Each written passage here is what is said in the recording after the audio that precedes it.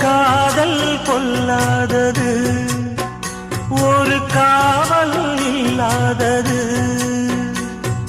ஊதக்காத்தில் வஞ்சி மாது ஒத்தையிலே வாடும்போது போர்வை போல பொத்தி அணைப்பே.